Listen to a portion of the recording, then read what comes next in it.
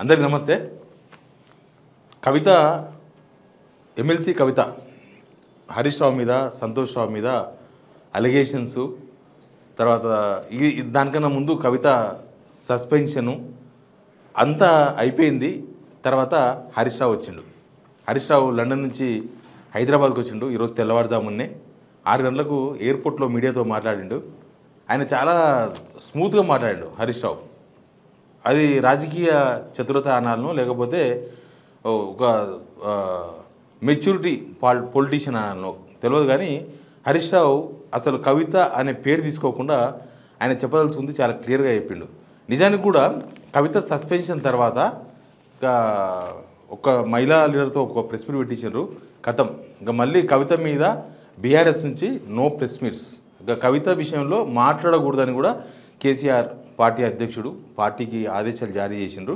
ఇక కవిత విషయంలో ఆమె ఏం చేసినా బీఆర్ఎస్ రెస్పాండ్ కాదని క్లియర్గా అర్థమైంది. హరీష్ రావు తన మీద అలిగేషన్ చేసిండ్రు కాబట్టి హరీష్ రావు మాత్రం కవిత అనే పేరు తీసుకోకుండా ఆయన ఏం చెప్పదలుచుకోండో అది క్లియర్గా చెప్పిండు. అది చెప్పిన తర్వాత చాలా విషయాలు అర్థమవుతున్నాయి. అది చెప్పిన తర్వాత అసలు ఈ అలిగేషన్స్ నిన్న మొన్న అసలు కవిత వెనుక ఎవరున్నారు, లేకపోతే కవిత ఎందుకు మాట్లాడుతున్నారు. బట్ హరీష్ రావు స్పీచ్ విన్న తర్వాత కొంత క్లారిటీ వచ్చింది. ఆ స్పీచ్ కూడా విందాం మనం. అంతకన్నా ముందు మేము చేసే ప్రతి వీడియో మీకు తెలవాలనే, జనాలకు తెలవాలి, జనాలు కొంచెం ఎడ్యుకేట్ కావాలని, అది మీకోసమే చేసే వీడియో కాబట్టి మీరు ఖచ్చితంగా సబ్స్క్రైబ్ చేసుకుని వాళ్ళు సబ్స్క్రైబ్ చేసుకోండి. ఈ ఛానల్ మీది. దీనిలో చేసే వీడియోలంతా మీకు వాస్తవం చెప్పాలనో, లేకపోతే మీకు రిలేటెడ్ మీ సమస్యను ప్రస్తావించాలనో, కొంత పాలిటిక్స్ మీద తెలంగాణ జనాలకి చైతన్యం కలగాలి. ఎందుకంటే ఇప్పుడు మేధావులు ఉన్నారు, కే కోదండరామో లేకపోతే ఇంకా చాలా మేధావులు గతంలో ఆ గవర్నమెంట్ కేసీఆర్ గవర్నమెంట్ ఉన్నప్పుడు బయటకు వచ్చి మాట్లాడి కాంగ్రెస్కు ఓటేయాలని ఓటేపించి, తర్వాత కాంగ్రెస్ గవర్నమెంట్ ఫెయిల్ అయిన తర్వాత అసలు ఎవరు కనబడతలేరు. ఓటేపించిండ్రు, గద్దెనెక్కించిండ్రు, రేవంత్ రెడ్డిని ఆహో ఓహో అన్నారు. కానీ సమస్య వచ్చినప్పుడు వీళ్ళెవరు రెస్పాండ్ అవుతలేరు. సమస్య రాగానే వీళ్ళంతా గప్చుప్ సుమార్బుడ్డి. అసలు వీళ్ళెవరు రెస్పాండ్ అవుతలేరు. పట్టించుకోవాలి కదా. మరి ఇప్పుడు ఆ గవర్నమెంట్ దింపి ఈ గవర్నమెంట్ ఎక్కించారు మీరే, మేధావులంతా మాట్లాడి జనాలంతా రూపించి. నిజంగా కూడా కాంగ్రెస్ వాళ్ళు మాట్లాడితే జనం వినలే. ఈ మేధావులంతా మాట్లాడితే అప్పుడు విన్నారు. మేధావులంతా మాట్లాడితే అయ్యో వీళ్ళు చెప్తున్నారు కదా అని కాంగ్రెస్ ఓటేసినారు. కానీ ఇప్పుడు నిరుద్యోగులకు నోటిఫికేషన్ రాకపోయినా, రైతులకు యూరియా దొరకకపోయినా, రైతులకు బోనస్ రాకపోయినా, రైతులకు రైతు భరోసా రాకపోయినా, వాళ్ళకి ఇచ్చిన హామీలు నిలబెట్టుకోకపోయినా అసలు ఒక్కరు కూడా అడుగుతలేరు రేవంత్ రెడ్డిని. అంటే వీళ్ళు కేవలం బాధ్యత నుంచి తప్పుకున్నారు. వీళ్ళంతా కేవలం కేసీఆర్ మీద కక్షతోనే మాట్లాడినారు తప్ప వీళ్ళు తెలంగాణకు మేలు జరగాలనో, లేకపోతే తెలంగాణ ప్రజలకు మంచి జరగాలనే ఉద్దేశంతో మాట్లాడలేదు అనేది ఇప్పుడు అర్థమవుతుంది. ఒకవేళ వీళ్ళు సమాజం తరఫున అప్పుడు మాట్లాడుంటే ఇప్పుడు కూడా మాట్లాడారు కదా సమాజం తరఫున. ఇప్పుడు ఎందుకు మాట్లాడతలేరు? ఇప్పుడు ఎందుకు పారిపోతున్నారు? వీళ్ళంతా ఎందుకు సైలెంట్ ఉండిపోయినారు? అందరూ ఫోన్లు ఎత్తకుండా ప్రజల సమస్యల నుంచి ప్రభుత్వం మీద ప్రెషర్ పెంచకుండా ఎందుకు గమ్ము ఉన్నారంటే అది కేవలం కేసీఆర్ మీద కక్షతో మాట్లాడినని మాత్రం క్లియర్గా అర్థం చేసుకోవచ్చు.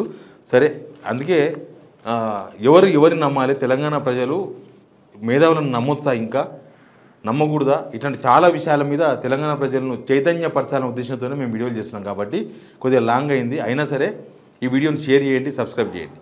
ఇక హరీష్ రావు ఏమన్నాడో విందాం. ఫస్ట్ విన్న తర్వాత సబ్జెక్ట్లోకి పోదాం. First Harish Rao video. సరే, గత కొంతకాలంగా మా పార్టీ పైన, అదేవిధంగా నా పైన కొన్ని రాజకీయ పార్టీలు చేస్తున్నటువంటి వ్యాఖ్యలనే వారు కూడా చేయడం జరిగింది. అయితే ఆ వ్యాఖ్యలు వారు ఎందుకు చేశారో అది వారి విఘ్నతకే నేను వదిలేస్తున్నాను. కేసీఆర్ గారి నాయకత్వంలో గత 2.5 దశాబ్దాల కాలంగా ఒక క్రమశిక్షణ కలిగిన కార్యకర్తగా రాష్ట్ర సాధనలో, రాష్ట్ర అభివృద్ధిలో నేను చూపిన నిబద్ధత, నా పాత్ర అందరికీ తెలిసినటువంటిది. హరీష్ రావు నేను చెప్పినట్టుగానే కవిత అనే పేరు తీసుకోలేదు, వారు అని సంబోధించిండ్రు. తన మీద వచ్చిన ఆరోపణల మీద మాట్లాడిండు. 25 ఇయర్స్ నుంచి నా జీవితం తెరిచిన పుస్తకమే. ఆ వ్యాఖ్యలు వారి విజ్ఞతకే వదిలేస్తున్నా. వారు అంటే కవిత విజ్ఞతకే వదిలేస్తున్నా.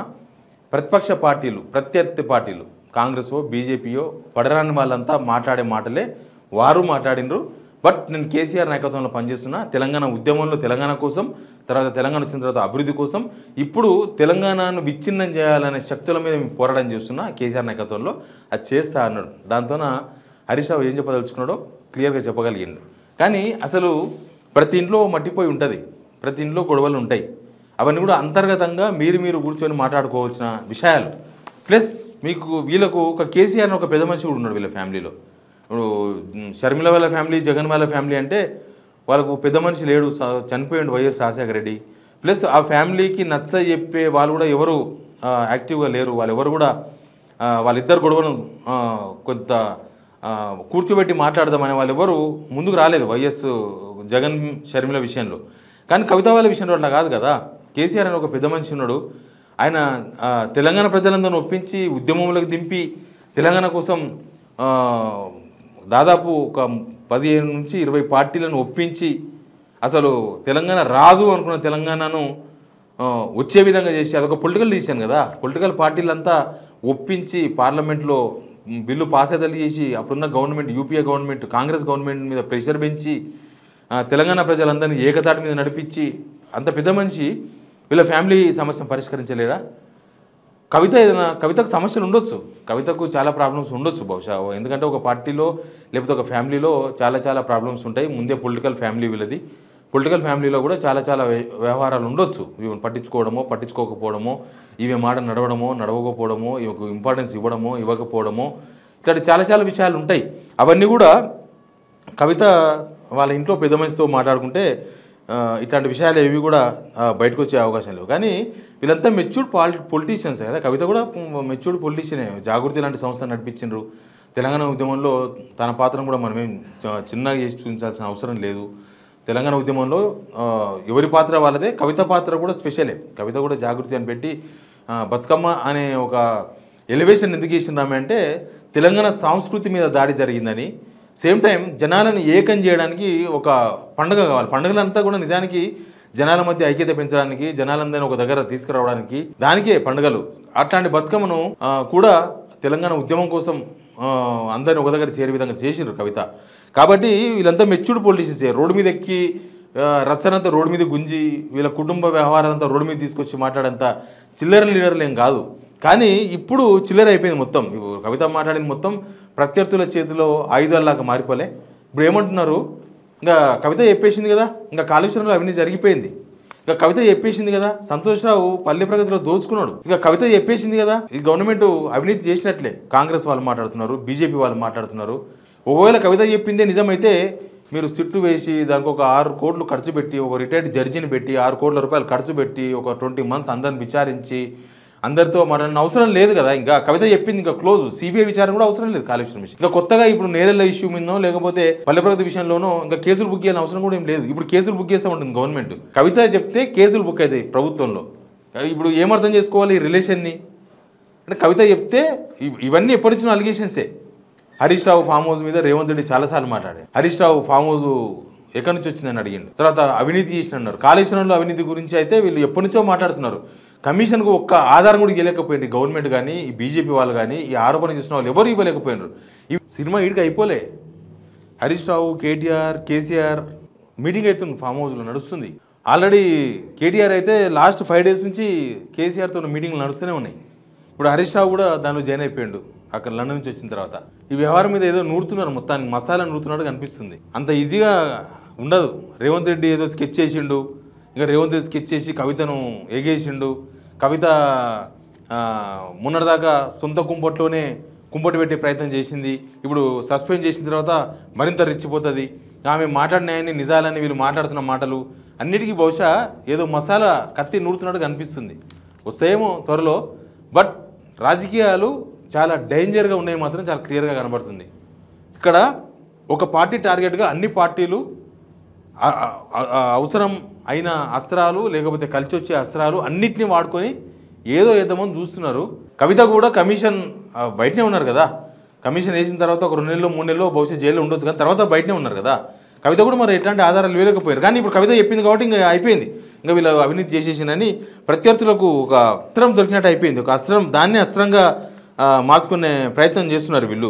కవిత తరపున కూడా కొంతమంది జాగృతి అనే పేరుతో ప్రెస్ మీట్ పెట్టారు. వాళ్ళు ఎవరికి తెలియదు. వాళ్ళు ఉద్యమం చేసిండ్రా, ఉద్యమకారులా, లేకపోతే ఇప్పుడు టెంపరీగా ఫైనాన్స్ మోడ్లో పనిచేస్తున్న వాళ్ళ, అంటే డబ్బులు ఇస్తే పనిచేస్తున్న వాళ్ళ జాగృతిలో, ఈ విషయాలు అసలు వాళ్ళు ఎవరికి తెలియదు. కాబట్టి మనం వాళ్ళని ఏమీ అంచనా వేయలేము. వాళ్ళు ఉద్యమకారులు అయితే కాదు, వాళ్ళు ఎవరికి తెలియదు. మరి కవిత వెంట ఉన్నది ఎవరు మరి? ఇప్పుడు కవిత కూడా ఒంటరి అయిపోయింది కదా. జాగృతిలో ఉన్న బీఆర్ఎస్ వాళ్ళంతా కూడా వెనుకకి వెళ్ళిపోయారు, బీఆర్ఎస్కి వెళ్ళిపోయారు.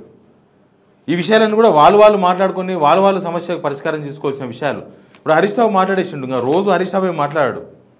కేటీఆర్ అయితే అసలు ఆ విషయం మీద మాట్లాడుతూనే లేడు.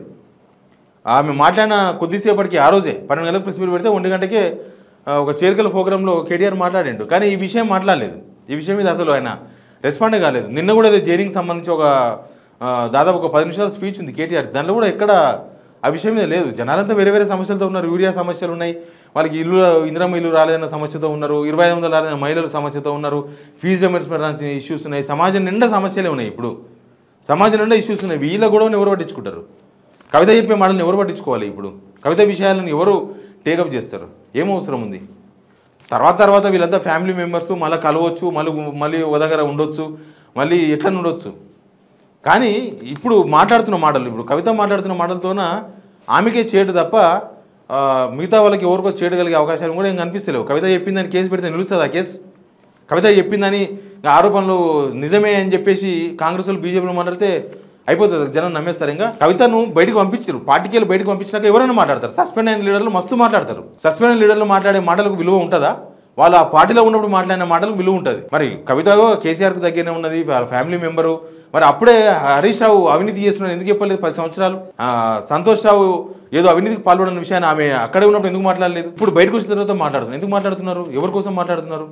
ఇవన్నీ కూడా జనంలో కొద్ది భాగం జనాల్లో, అందరికి అవసరం లేదు, కొద్ది భాగం పొలిటికల్ యాక్టివ్గా ఉండే జనాల్లో వాళ్ళు చర్చ చేస్తారు కదా. కవిత బ్యాక్గ్రౌండ్ ఏముంది, కవిత అసలు ఎందుకు మాట్లాడుతుంది, ఇన్ని రోజులు ఎందుకు మాట్లాడలేదు, సస్పెండ్ అయిన తర్వాత ఎందుకు మాట్లాడుతున్నారు, ఇట్లాంటి ఇష్యూస్ చాలా వరకు పొలిటికల్ యాక్టివ్గా ఉండే జనాలు చర్చ జరుగుతుంది. అంతకుమించి ఇంకేం జరగదు. బట్ హరీష్ రావు మాట్లాడిన మాటలను చూసిన తర్వాత హరీష్ రావు ఇక బీఆర్ఎస్ కవితను వెరీ లైట్ తీసుకోవాలని డిసైడ్ అయినట్టు కనిపిస్తుంది. అసలు కవిత అనే విషయంలో ఇక బీఆర్ఎస్ మాట్లాడదు, బీఆర్ఎస్ పట్టించుకోదు, బీఆర్ఎస్ రెస్పాండ్ కాదనుకుంటా బహుశా. ఇక అంతే కనిపిస్తుంది. ఆమె ట్విట్టర్లో కవిత అప్డేట్స్ అని ట్విట్టర్లో రకరకాల ఆరోపణలు చేస్తే పేపర్లో రాసేస్తున్నారు. కానీ దానికి నిజం ఎంత, అబద్ధం ఎంత, దానిలో శాంటిటీ ఎంత, ఇప్పుడు ఎందుకు మాట్లాడుతుంది, అట్లాంటివి ఏం లేవు. ఆ కేసీఆర్ను డ్యామేజ్ చేయాలనే ఉద్దేశంతో వాళ్ళు పేపర్లు టేకప్ చేశారు. కవిత మీద ప్రేమతో కూడా కాదు. కానీ కవిత దీనివల్ల ఏం సాధించబోతుంది, ఏం సాధిస్తుంది అనేది కూడా ఒక పెద్ద క్వశ్చన్ మార్కే. మనం కూడా చూద్దాం ఏమవుతుందో నెక్స్ట్. బట్ హరీష్ రావు మాత్రం లండన్కి వెళ్ళి రావడము, రెస్పాండ్ కావడం అంతా జరిగిపోయింది. మీరు కూడా కామెంట్ రూపంలో చెప్పండి కింద కామెంట్ బాక్స్లో. Please subscribe signal TV.